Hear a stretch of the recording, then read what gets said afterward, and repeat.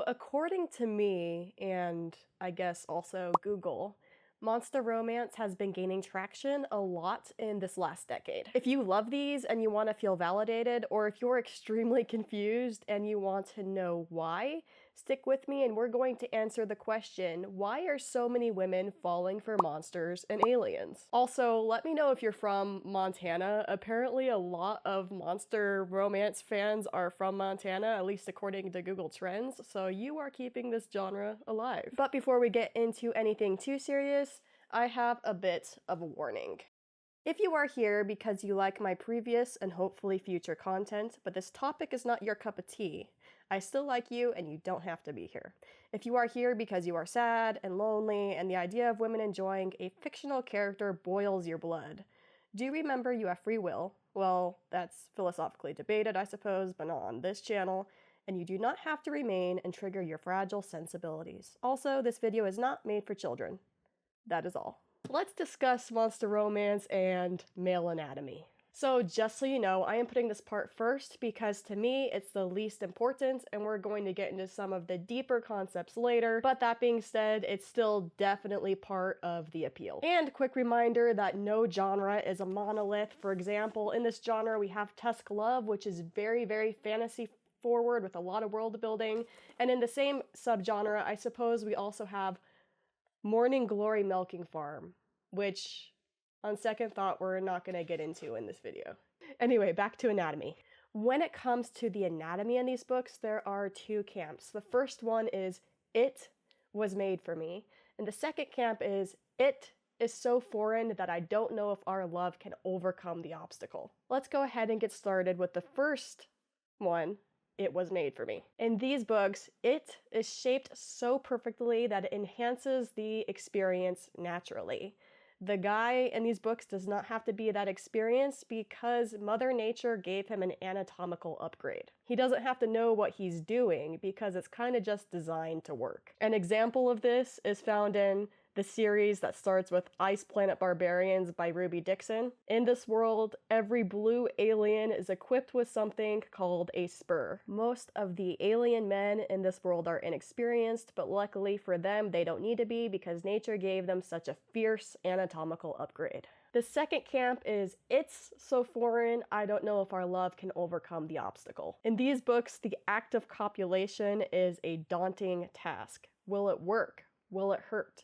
Can love beat the odds? Spoiler alert, the answer is always yes. However, this usually means a whole lot of foreplay and focus on the woman and her pleasure in order for the act to even be physically possible. In a culture where women's pleasure is oftentimes under-prioritized, having a situation where it literally has to be to make the act itself even possible is really refreshing for some women just because of all the focus it puts on them. A popular example of this is The Dragon's Bride by Katee Robert. In this book, the dragon tells her that if he does not get her ready first, he will literally split her in half. Also, he doesn't just have one, if you know what I mean. Either way, in both camps, women's pleasure is heavily prioritized.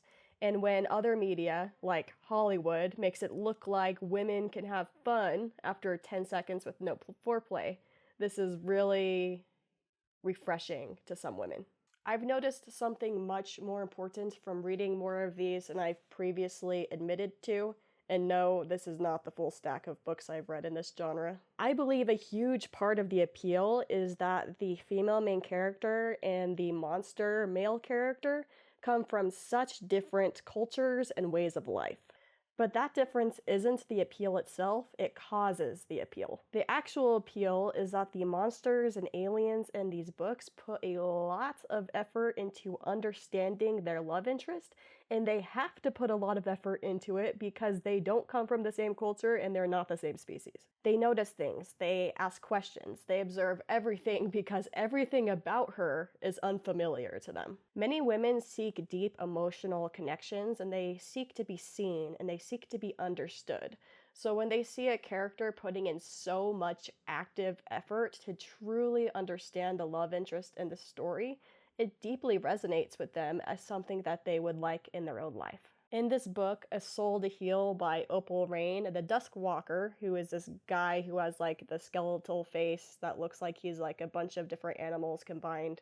He's like an undead guardian who protects the protagonist from a forest filled with demons who want to eat her. That's a side note. Anyway, he, in this book, is building his female love interest a house. At first, he does not understand humans at all. They're in the middle of nowhere. She was basically sort of outcast from human society, and he is making her comfortable in the middle of the woods by building her a house, and they're falling in love.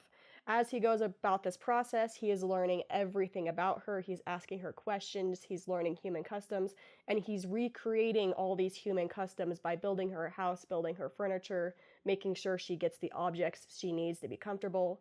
And this amount of intensity and him learning so much about her, what makes her tick, what makes her comfortable, is why this book series is probably so popular and why so many people read it. And given he's coming from such a disadvantage with that and knowing absolutely nothing at first to knowing everything, it makes her feel seen, it makes her feel valued, and it makes her feel important. The next point is closely related, but since we're talking about the monster romance genre, I can't just skip over it. And it's the fact that these monsters and aliens are completely obsessed with the women that they fall in love with. Not to say that human men aren't, I definitely think human men can be as well, but this is just a whole new extreme. In Ruby Dixon's Fireblood Dragon series, dragons rip through the sky, crash land on Earth, and start a post-apocalyptic situation. Their minds, which were at once in another place capable of advanced reasoning, spiral into chaos as they just wreak havoc everywhere they go. Their only cure, smelling their fated mate, usually a human woman, and forming an instant and irreversible bond. Once that bond is formed, they form this telepathic link with their love interest, and they keep tabs on her every move, her every thought, her every emotion, so that they can jump in and save the day at a moment's notice. And yes, this is definitely obsessive, and yes, most women would not want this in real life, especially not me. I have way too much independent energy for this type of thing.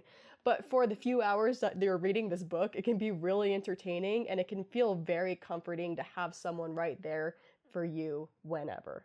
So I've been thinking about this a lot, and I think I've come up with the number one reason women really like these books. And that is the overwhelming majority of them feature a cinnamon roll. No, definitely not the kind you eat, even though maybe some do, because there's, like the baker ones, like, have you seen the ones where it's like, I'm gonna go bake this cake with an orc? Like, that exists. But most of them are not like that. A cinnamon roll is a character who is kind, soft, emotionally intelligent, and prioritizes the needs of the person that they are with. This is a sharp contrast to the alpha male energy that does exist and is prominent in many genres, especially if you look at things like dark romance or mafia romance. And cinnamon rolls definitely don't have to be only monster romance books. They are everywhere. For example, a really, really common illustration of what a cinnamon roll is that most people would be able to picture is Peeta Mellark from The Hunger Games.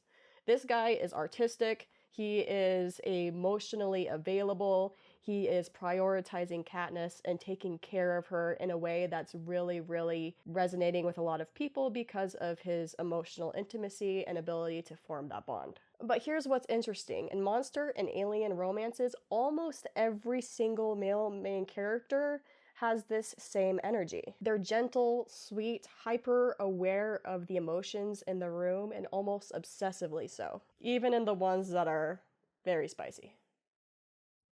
And that contrast is so powerful because it subverts the expectation. These monsters are supposed to be violent, dominant, and powerful, and they're likely expected to have that alpha male energy because of how we've portrayed monsters in culture in the past. They're supposed to be dangerous, and yet they're not. They're still powerful, of course, don't get me wrong, but they are willing to soften themselves and take a step back to give the woman that they are interested in some space to be herself and to make that full connection.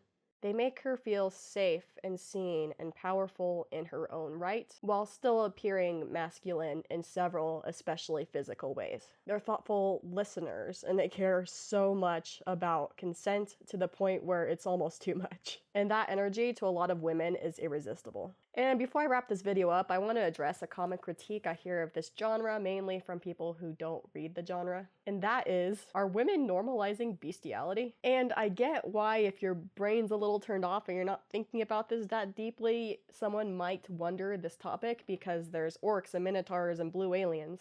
And even when there are non-spicy and more popularized versions of monster romance in media, people oftentimes wonder what the heck is going on. You gotta think about, in real life, there are no counterparts that are similar to the main characters found in monster romances or alien romances.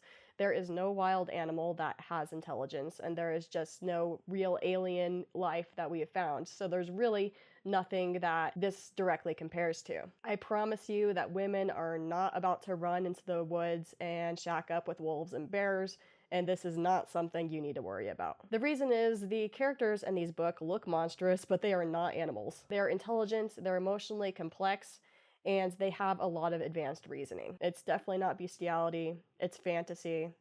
And if these species did exist that were like the ones in these books, it would probably be ethical to date them, to be honest, if they were, compatible enough for that. And regardless of any of that, women know how to separate fantasy from reality. They know that this is fake, they know that this is not real, and they're just enjoying a little bit of reprieve from everyday modern culture by delving into something that so deeply understands their needs and their desires.